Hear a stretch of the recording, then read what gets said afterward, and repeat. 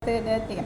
Assalamualaikum warahmatullahi wabarakatuh. Perkenalkan, nama saya Ina Ulandari, NIM 2022-10083. Perkenalkan, nama saya Ingel Marcelanto, NIM 2022-10240.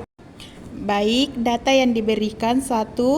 Harga saham saat ini sama dengan 5.000 per lembar. 2. Laba bersih sama dengan 10 miliar. 3. Jumlah saham beredar sama dengan 10 juta lembar. 4. Nilai buku bersih atau equity 25 miliar. Pendapatan atau penjualan 50 miliar. Total dividen yang diberikan sama dengan 2 miliar. 1.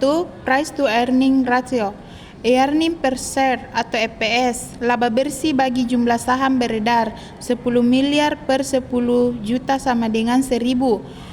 PE ratio, harga saham per EPS sama dengan 5.000 per 1000 sama dengan 5. 2. Price to book ratio, nilai buku per saham sama dengan equity per jumlah saham beredar sama dengan 25 miliar per 10 juta sama dengan 2.500. PB rasio sama dengan harga saham per nilai buku per saham sama dengan 5.000 per 2.500 sama dengan 2. 3. Dividen yield, dividen per saham sama dengan total dividen per jumlah saham beredar sama dengan 2 miliar per 10 juta sama dengan 200 rupiah.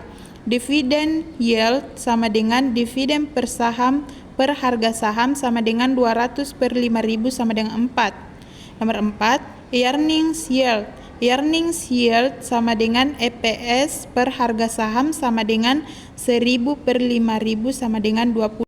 Nomor 5. Price to sales ratio, pendapatan per saham sama dengan total pendapatan per jumlah saham beredar sama dengan 50 miliar per 10 juta sama dengan 5.000.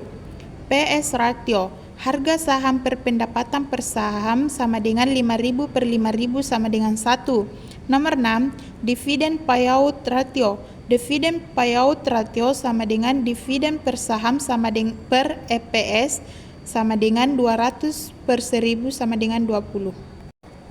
Interpretasi dan kesimpulan. PE ratio sebesar 5 menunjukkan bahwa investor membayar 5 kali laba bersih perusahaan per saham. Ini dapat dianggap rendah, yang mungkin berarti saham undervalued atau perusahaan memiliki potensi risiko. Yang kedua itu PB ratio sebesar 2 mengindikasikan bahwa harga saham adalah 2 kali nilai buku per lembar saham. Ini cukup umum untuk perusahaan yang dianggap stabil, meskipun lebih tinggi dari nilai buku besar. Selanjutnya yang ketiga itu dividen yield sebesar 4%, menunjukkan return yang cukup menarik dari dividen, terutama bagi investor yang mencari pendapatan tetap dari investasi saham. Yang keempat itu earnings yield sebesar 20%, menunjukkan laba yang cukup tinggi dibandingkan harga saham. Ini adalah indikator positif untuk profitabilitas perusahaan.